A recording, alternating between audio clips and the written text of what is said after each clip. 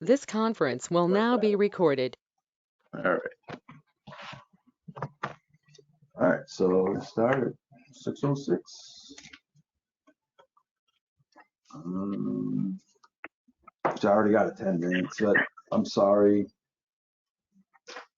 for, just state your name for the record. Catherine Ricks.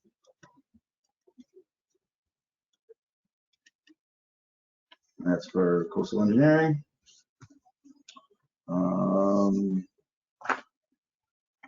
Just need to, first order is to approve the minutes from April. You weren't here last month. So you guys probably saw the minutes that I posted. They were minutes that I worked with Dan and help me, Yeah. our recorder who does the minutes. So Judith. So you probably see significant change. I had asked that she get a little more detail with the minutes, especially that particular meeting because it dealt with what's about. So I have seen these. I think Dan has seen them. Mm-hmm. That's why there's so much change. So just for Any questions? Make a motion that we accept the minutes. All right.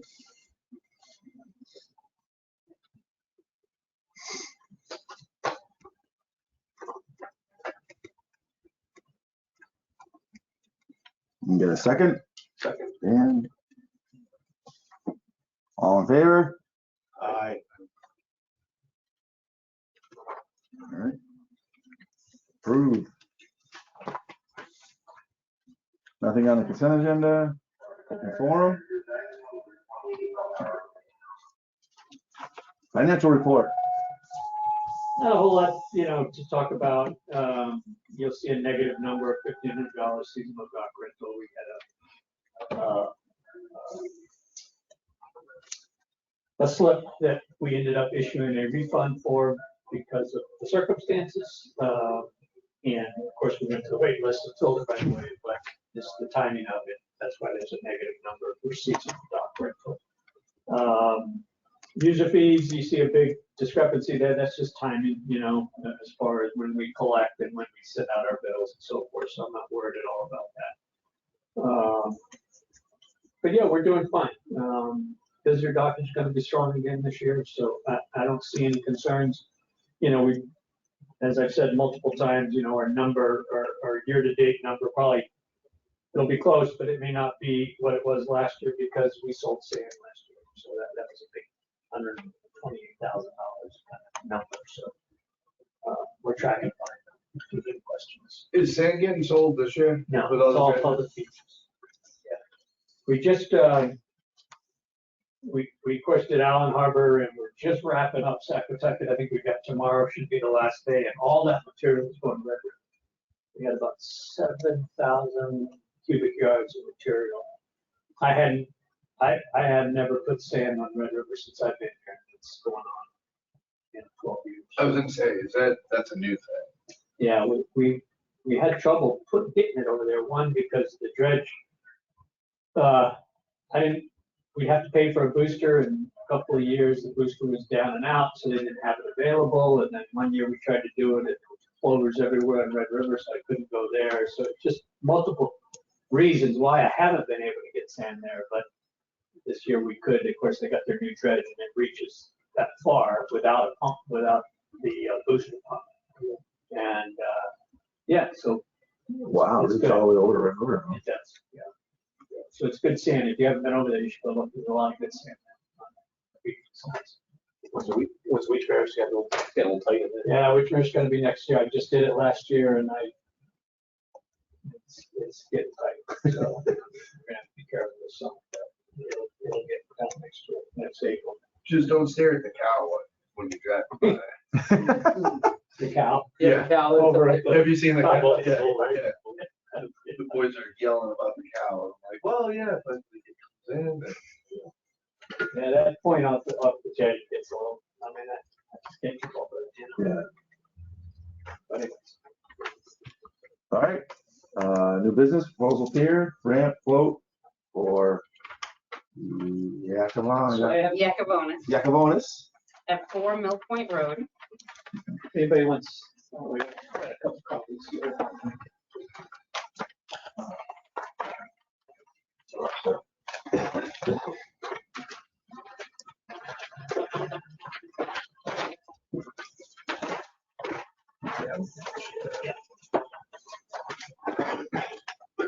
It's pretty simple, pier, ramp, and float.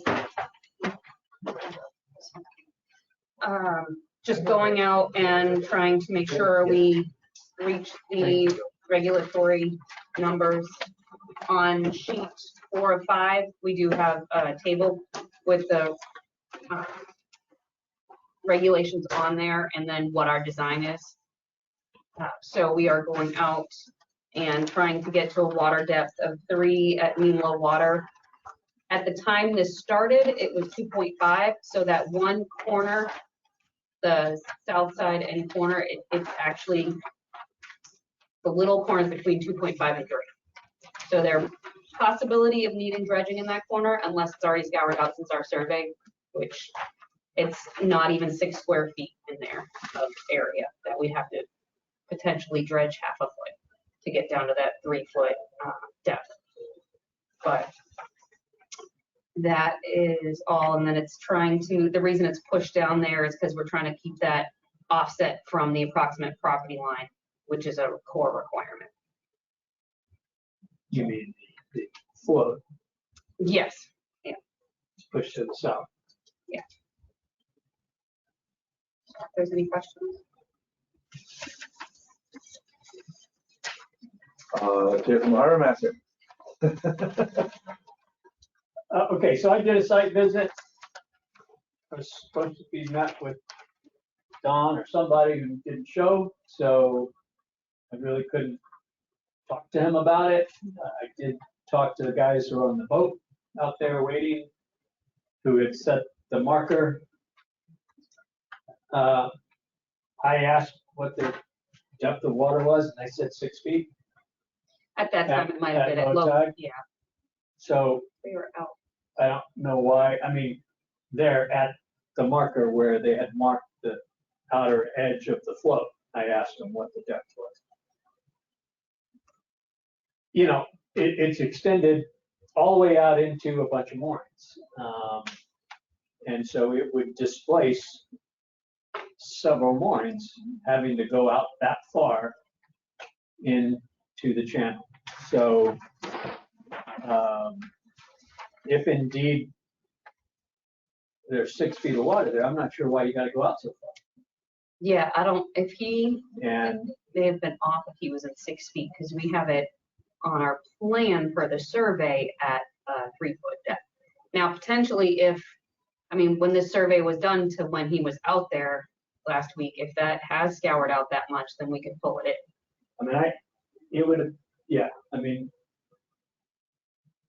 it's going to displace several moorings. It's right in the middle of a group of moorings that have been there, and part of, part of the mooring field. And so I sure wish you'd look at whether we could bring it in close to the shore instead of, because it's already tight with moorings.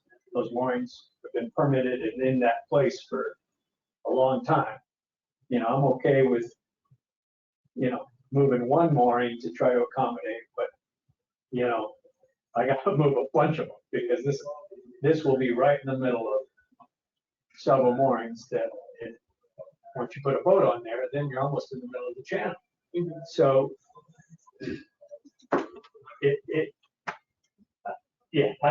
those are the conversations I would have had with Don and whoever the engineer would, when we went out there to verify water depths and whether there was any way to pull it in close to the shore. The one just to the north is way, It's in further, yeah. is way in further, I mean, significant. And so I question why we can't bring it in close to the shore. So I'm not in support of the way this is currently proposed. because of those reasons.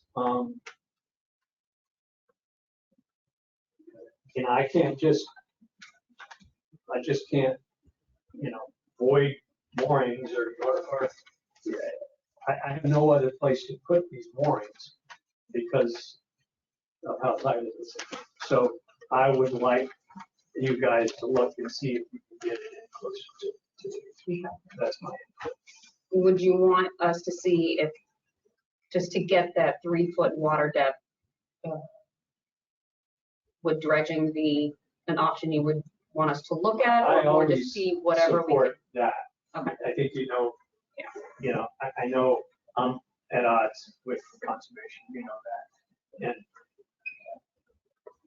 it's, I know by saying that, it disadvantages the applicant, but I have to think about the waterway and what the impact would be on the mooring field that's there, the channel.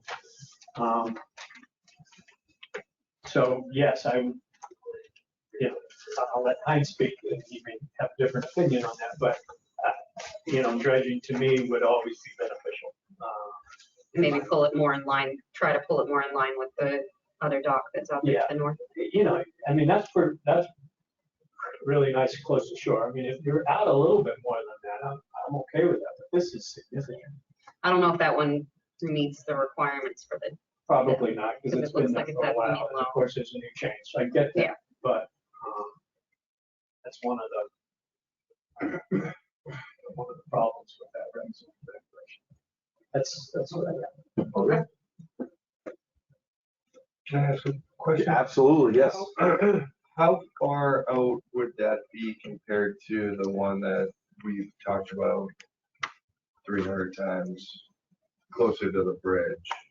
Does it starts with an A? Yeah, Nino. yeah, and you know, Oh, you can't, it's not apples to apples. You need to go to the site and see this site compared to the Anino site. No, just So- meaning like with the one to the north. Do they follow the contour pretty? One to the north, directly adjacent to this, to the north, is significantly, it's almost right up against the beach. And a Nino would be that close. Nino's in as well. further to the south.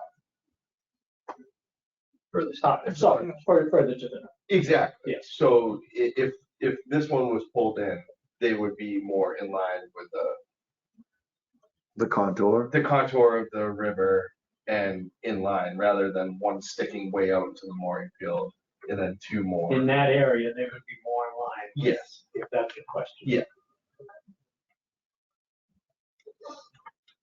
What do you need for the radius, John, on those ones, 35 feet or so? Yeah, I mean, they're not real big boats. I mean, we don't have, you know, we have a 25-foot limit, although there probably are some grandfathered, but, you know, we shorten it up, but you gotta have a swing radius and, you know, at least 30. That's right into it there. Those three. And there's several more. It's not just one. I mean, one is on the inside of where he marked the public foot. and that's his mooring, from my understanding. Yeah, it didn't have the same name, so it could be, but I asked what the name was on the warrant. Yeah. This guy saw it. You know, that could be, one of the guys said that.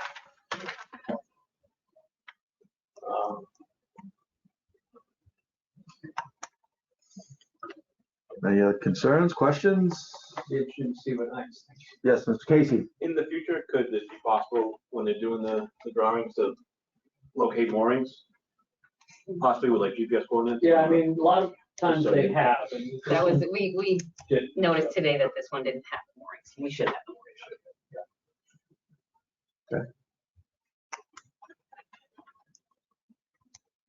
Any other concern? I mean, what are we? Well, yeah, Yeah, I was gonna- Natural resource officer. I'll go back to the natural resource, but before we leave that mooring, I was there also at the site last week. I took a photo of like a property marker, and I just zoomed in on the picture. So that mooring is, it's number 405, if that helps, but if that's his or not. But I don't really make comments as to the dock or the mooring field, although I'm aware of it. Natural resource usually comments on eelgrass possibilities. That's not there. Fish migration or impeding any migration up and down the river. There's plenty of water for fish to go up and back. And then the third is just shellfish and shellfish area, which the entire river falls under the Division of Fisheries. So more likely that will be addressed at the Conservation Commission in terms of a mitigation. Dredging, I also have a little bit kind of middle of the road feeling on that. I'm not as restrictive as conservation, where they usually will say no, and then what's the question, where it refers to dredging. I think there are plenty of instances where dredging isn't significantly impactful, that it neither degrades or improves. I think it just, meaning the environment itself. It could be the substrate material unsuitable for shellfish, even though the river is considered shellfish habitat. So I don't know if it's a magic number, but it might be that 100 cubic yards. It trips a different kind of. I'm very comfortable with not opposing projects that fall below that 100 cubic. Would you know what your cubic? Yeah, we could determine it from the. Yeah, and once that number came up, that would be helpful to know. But once it exceeds that, then it's a whole different time of permitting and water quality, and that's major shifting of material. But I think there are plenty of projects, and they're just a smidgen away. And if dredging is the only thing on that tipping scale, but everything else seems to be within the distances and heights and mitigation, that I wouldn't disagree with the conservation with improving something like that. I think that's what these meetings are about, and every project is unique. And so I don't have any opposition to what I saw at the site. Based upon that, I would, even though I'm not in the marine field, I would support anything closer to shore for that reason. But that's a probably seasonable float that gets taken out. Shellfishing that takes place there is in the winter and in spring. I do see Herring River. I don't see right on that bank there. I think that would work within natural resources. So no opposition. Okay. Even if there was some small trade. Thank you. Any other concerns, questions? Yeah. Yes, I make a motion that we not approve this plan as submitted tonight. And that the harbor master's recommendations be considered for further applications.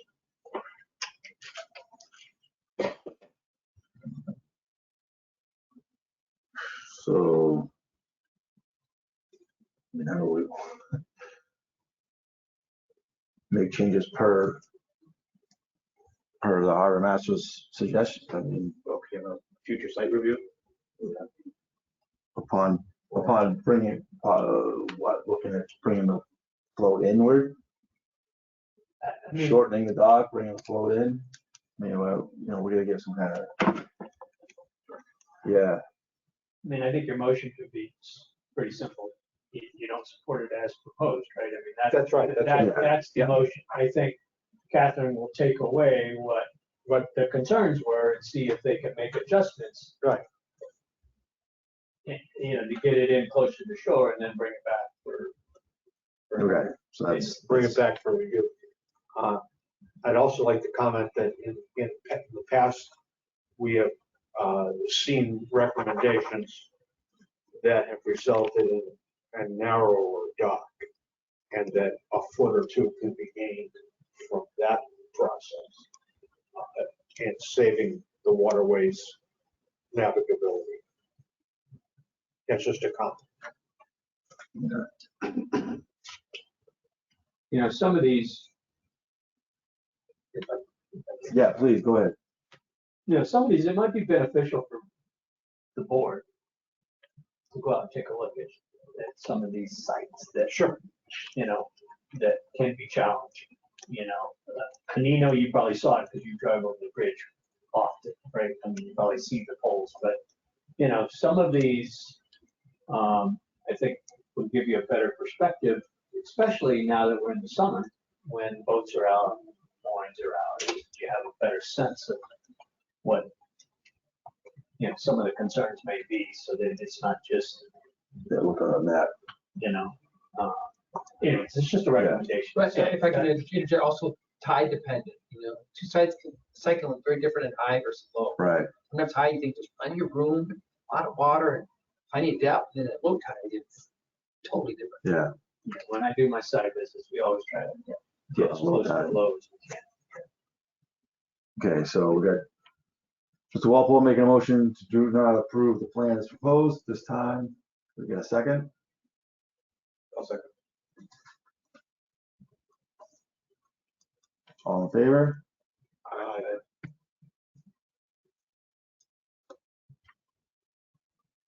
Thank you. Thank you. Do you have like a GPS coordinates of the moorings that we could just throw on our plan and then we can look at? I can ask Chip that Yeah. more search stations for that. Okay, that'd be perfect. Then we'll add it to the plan and then we'll look at what the depths are there now and see if there's potential to. Thank you.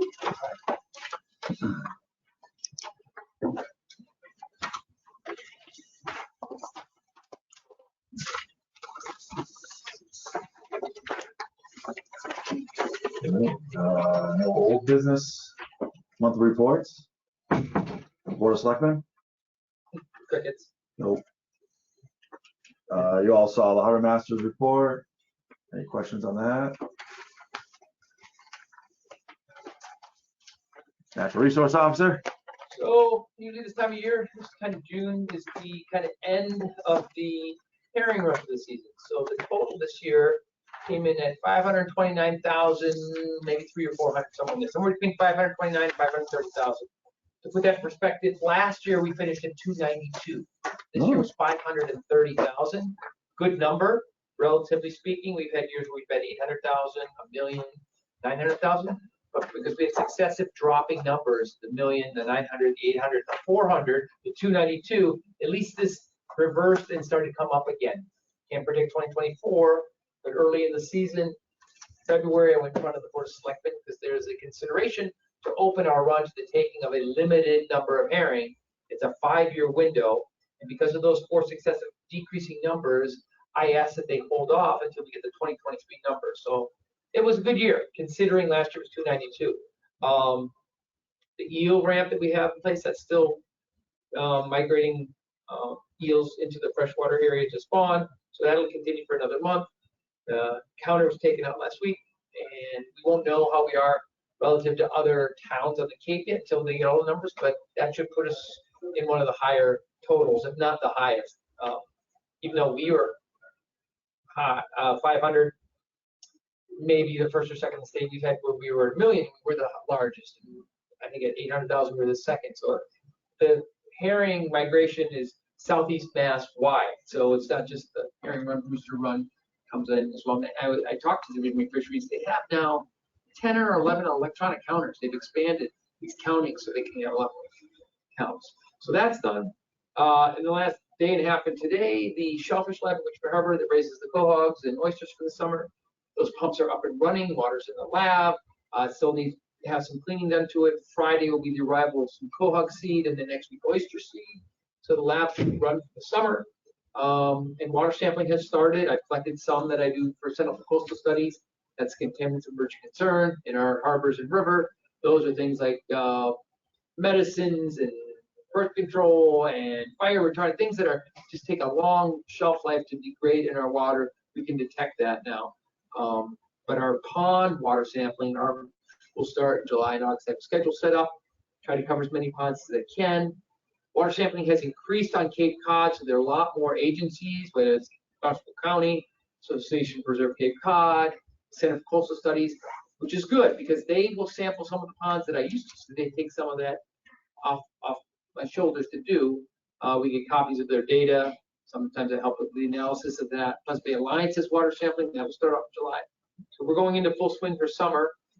My retirement date is still July 22nd, so there's still stuff I'm doing and being a part of to get it going, but we're within a month of departure, but Natural Resources is doing well. Sure. So one more meeting? We'll have one more meeting Yeah. with you. Right? 3rd week of July. Yeah. Who's bringing the cake? Like ice cream cake or? Yeah. I don't know, Carvel like- Yes and yes and yes. Yeah. Easily. Is there, you have a replacement yet? Town was working on that. John and I, in May, if I can share, we went up and we reviewed with them the job description within natural resources, because I've been there over 25 years. There's things in the job description that were antiquated, no longer do, or projects have shifted or been completed.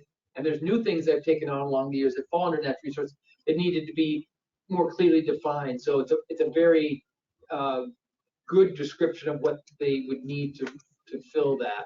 And whatever, you know, the ideal candidate would be a lot of things, and maybe get somebody that can fill most of that and learn some of that. But the process is going.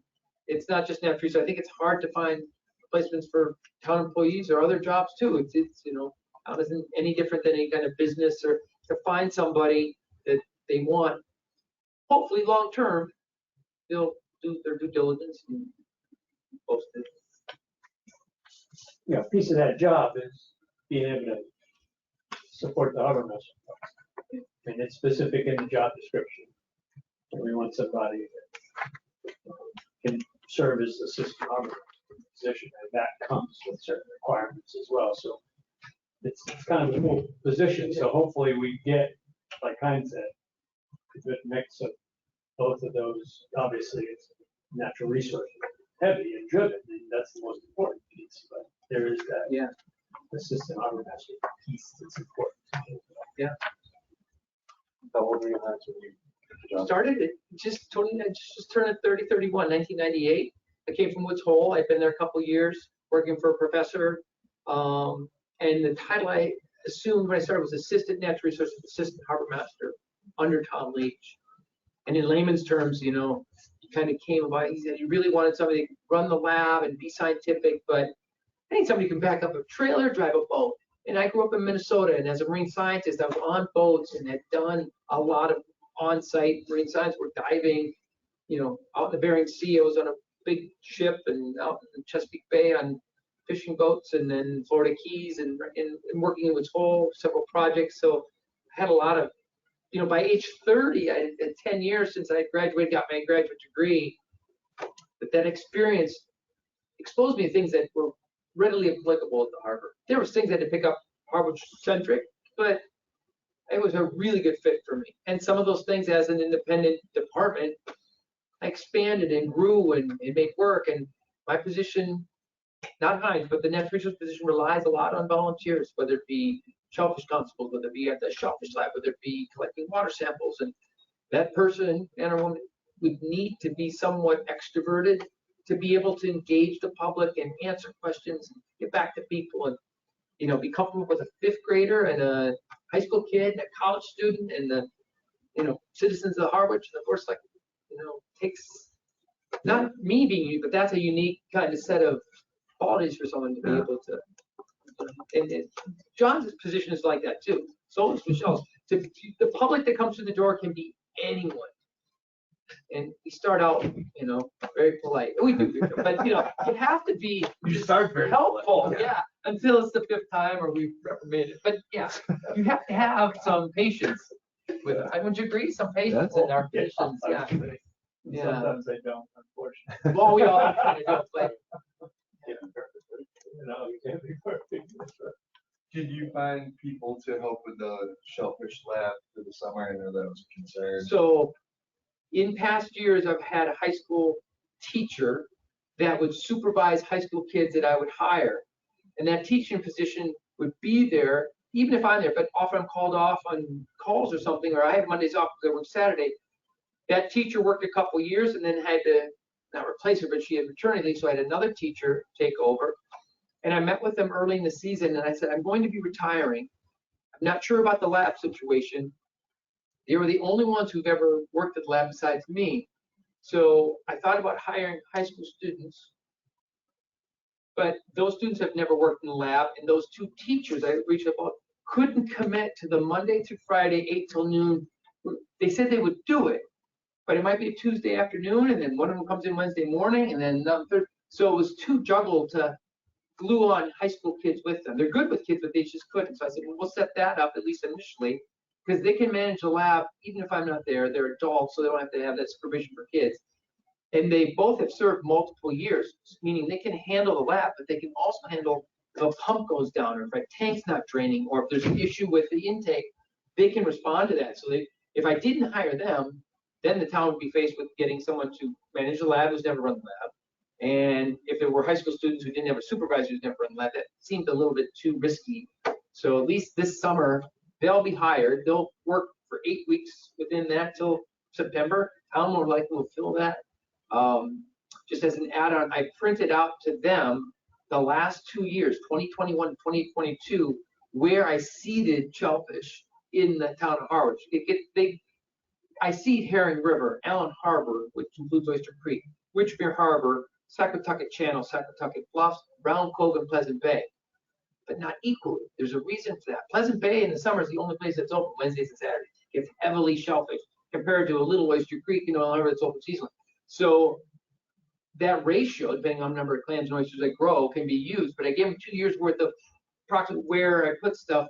They can help that new person, or if it takes a while, then they'll certainly help out with that. And because all the mitigation and conservation and these projects, there's a line item that can be accessed by natural resources director and conservation agent for the sole purpose of acquiring shellfish seed.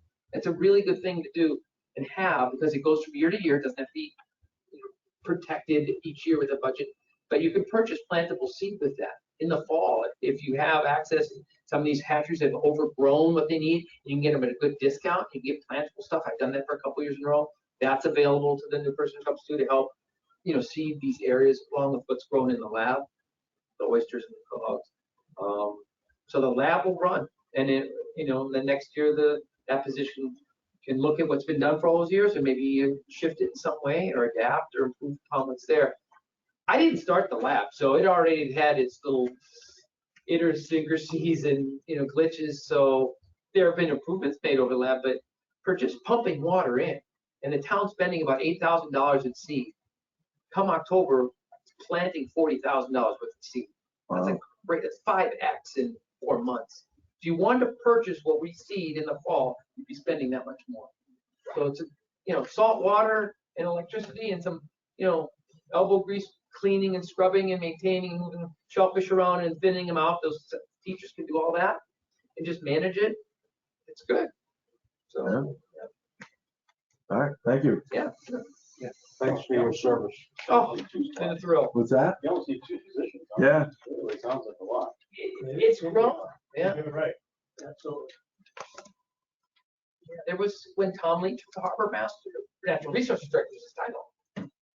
He had been there 39 years, and the harbor had grown. Natural resources for the 15 years I had grown. So it wasn't a done deal, but it was presented in such that town of Harwich has grown to the point where those 2 departments need department head positions, John's and mine, that are kind of independently run as a department, even though there's still crossover, because there's so much has occurred that one person couldn't really do, I don't think, both completely and thoroughly as it required. So you're right. And then, that natural resources director, over the years, I began to think that it could really use a seasonal, kind of like a June to September assistant. Because I asked John's help, I asked Billy the deputy's help, Don Yanuzzi is help from time to time, whether it be herring run cleaning, shellfish lab stuff, using boats. So water sampling, it could really use that high peak season help. I think the new person will feel that as they get engaged in projects. Like, wow, there's a lot going up here. So just read the town report. That's a good starting point to get a sense of net resources. Yeah. Well, thank you. Yep. No correspondence. Next meeting is July 19th. Make a motion to adjourn. Second. I can't make the motion.